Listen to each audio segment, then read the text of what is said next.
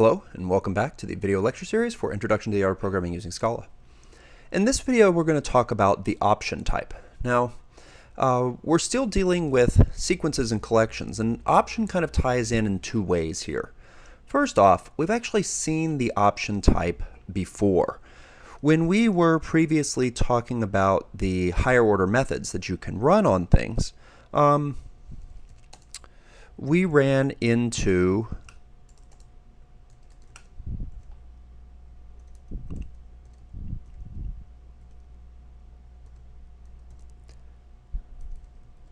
Sure, that'll work.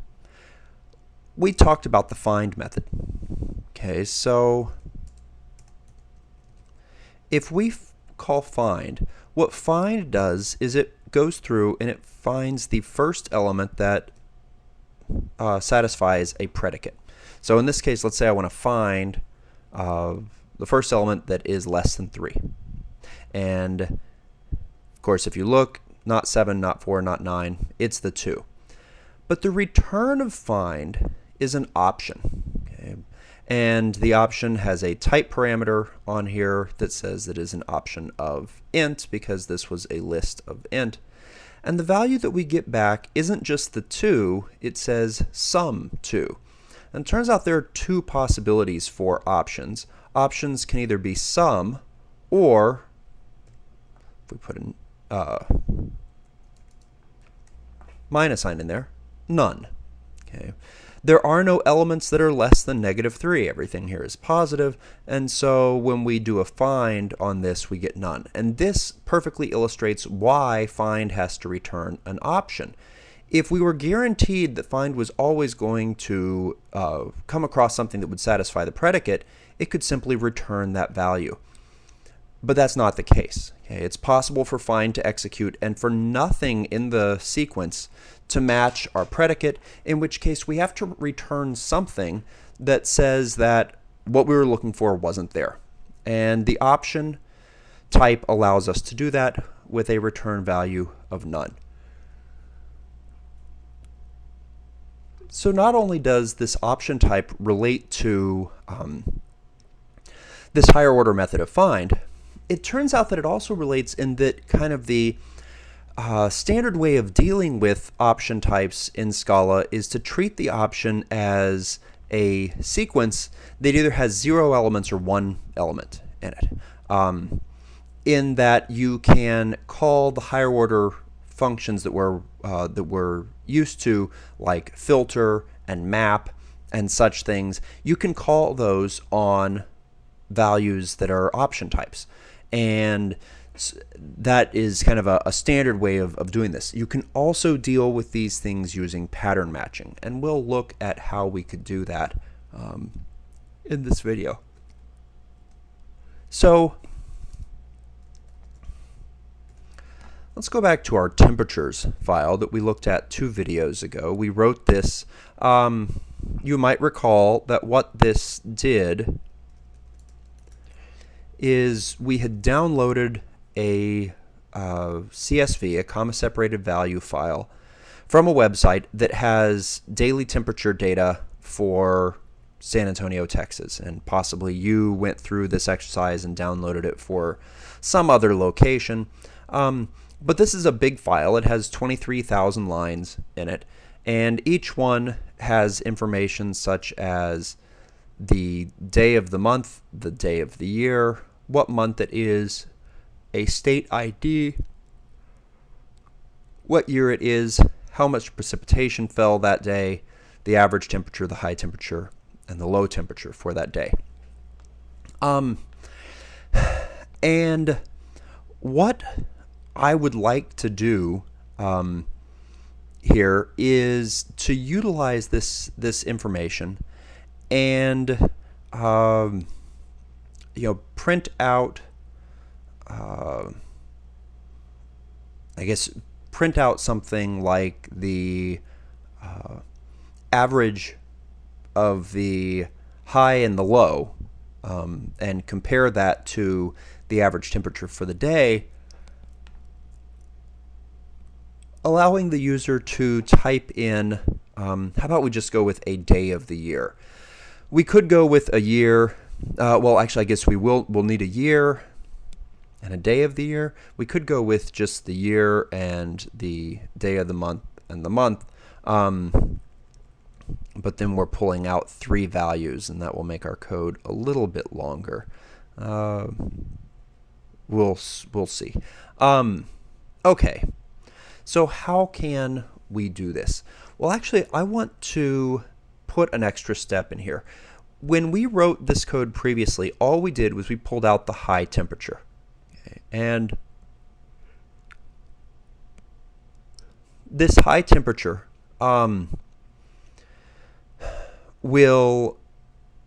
we went through and we used split to split up the string on commas, and then we pulled out the 7th element here. And that's fine if all we want is high temperatures. But if I want to be able to go through and search this for other information, I would like to have those other things pulled out. And instead of just all being inside of a string, I would like to pull it out and store those multiple pieces. And given what we know right now, the only reasonable way that we have of storing multiple pieces that are potentially of different types is using a tuple.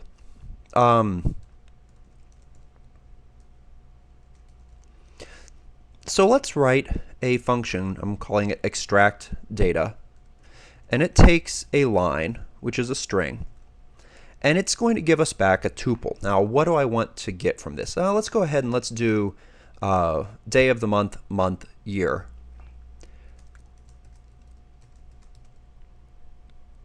Now, all 3 of those are ints. Then let's also go with a I'm actually going to convert the temperatures to doubles, even though in the file they all happen to be ints. The precipitation is the only thing that would have to be a double, but temperatures, because of the way we're going to work with them, doubles work well for them as well.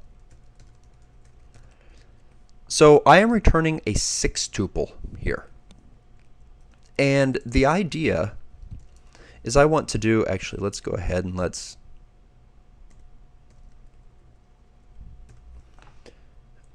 I'm going to pull apart this line, split it on the commas, and then what I want to return is the various pieces of information. So first off is I'm actually going to go with the US form of writing this, where it's month, day, year. The month is at parts sub, remember, starts at 0, 1, 2. And then I want to convert that to an int. The day is in the first element. The year is sub 0, sub 1, sub 2, sub 3, sub 4. I'm going to go ahead and put in a line break here. If this is sub 4, sub 5, sub 6 is the average temperature. I already have here pulling out the high temperature.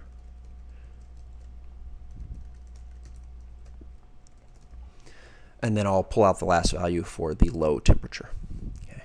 And so now what I want to do down here in the code is, instead of calling this highs, I'm just going to call it data, because it'll be all the data that we're taking out of this. And I want to do a map using the extract data function. So extract data, once again, takes a string and returns to us the 6 tuple. So when I apply this function, remember the lines is just a whole bunch of strings, so data will be an array of 6 tuples. And instead of printing out what we had before, I want to ask the user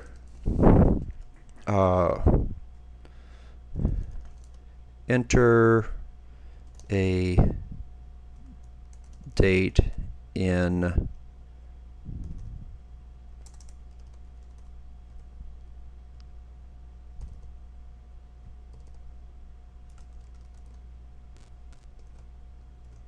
Okay, so I want to ask them for a date, and I'm telling them to type it in month, day, year, separated by slashes. So date equals read line. I need to do a read line because this is not an int or a double, it is definitively a string. But now I want to put those values into some variables. And I can do that. Let's do this. I'm going to use a little bit of pattern matching because that's something else that we are going to talk about. It turns out that you can do pattern matching on arrays and lists. It's another way of pulling out values from an array or list if you know how many values you are supposed to have. So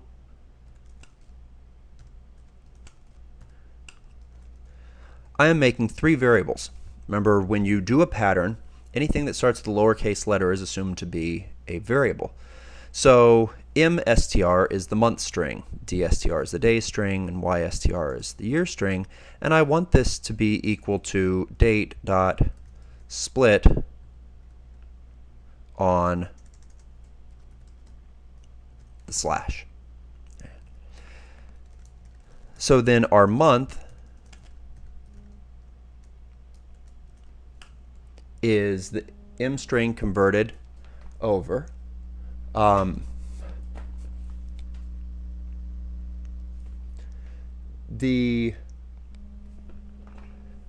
we can copy that line, paste it twice more, get a day and a year,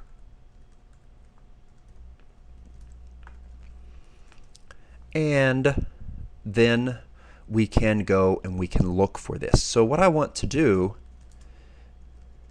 I'll call it a single record. It's the one element that I want from here is going to be equal to all the data, and I want to find an element. It's a single day. Now remember, the day is in this tuple up here. And you can pull values out of tuples in either using a pattern assignment or using the _1, _2, _3. I am going to go with the underscore approach here just for compactness, though as I've argued before, this is not necessarily the most readable format. So I want to find something where the month is equal to the first element of the tuple, and the second element of the tuple is equal to, let's just call this D.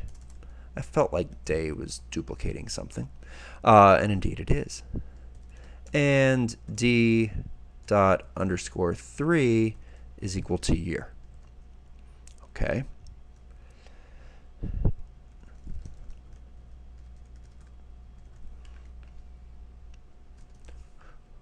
That's enough typing. One thing to note while you're programming, if you've been typing for a certain amount of time and you haven't tried running something, you are running the risk that you're going to have lots of errors to fix. So it's nice to run every so often just to make certain that you don't have too many errors. Not found, value L. Well, if you look up here, this says it's on line 10. So if we jump to line 10, the L was what I used earlier down here inside of our function literal. Here I've called it line, so I'll go ahead and use the longer name, run this again,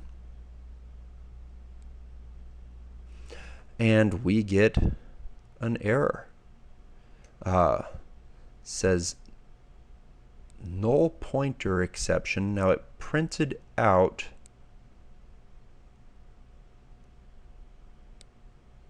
that, and then it says it's having problems on line 21.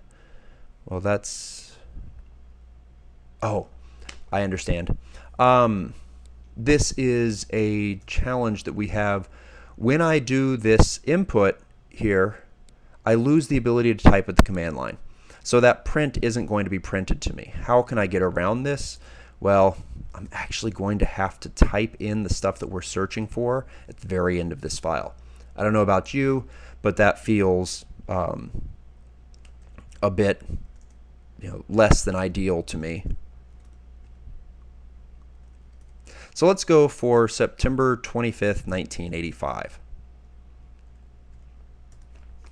to make this work. And indeed, there is a record for that day. What if we change this to September 35th of 1985? Of course, that date does not exist, and so we get a none. But I wanted to be able to take the difference between, or to take the average of the high and low and compare it to the average temperature for the whole day. So I don't just want to print out the record. Instead, I want to do something, and if it was some, I want to do one thing, and if it was none, I would do the other. Now, in this particular case, because I'm doing very different things for the two, I'm actually going to do the pattern matching. So I'm going to take my record, and I'm going to match it against two different cases. The first case is the case of sum. And here I can say sum and put a pattern inside of here. Sum with a, so I could just say sum and have an underscore where I don't care what it's sum of as long as it's something. I could give it a name like R. But of course the thing that we're matching here is itself a tuple. Now I don't care about the month, the day, or the year because I know those values. But I do care about the average, the high, and the low. Print line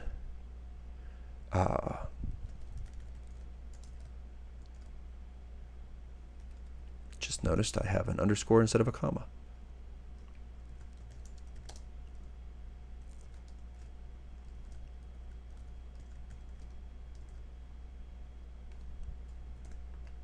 Sure.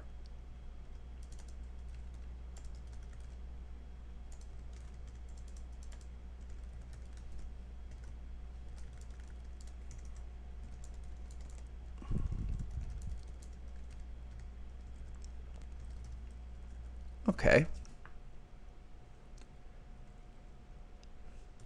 If we run this, whoop, I forgot a close quotes, which causes problems. Compare not found AV, and up here I have an extra underscore. Okay. Notice it prints out you don't have a record for that day. Let's go back into the file. By the way, capital G jumps to the end of the file in case you're wondering how I get down there so quickly. If we run this again, so the average temperature for this day was 84, but the average of the high and the low is 83.5. And so using this match, we can do different things depending upon whether we were able to find something or whether we did not find something in that case. So I'll stop the video here. We'll come across option in a number of other usages as we go through the book.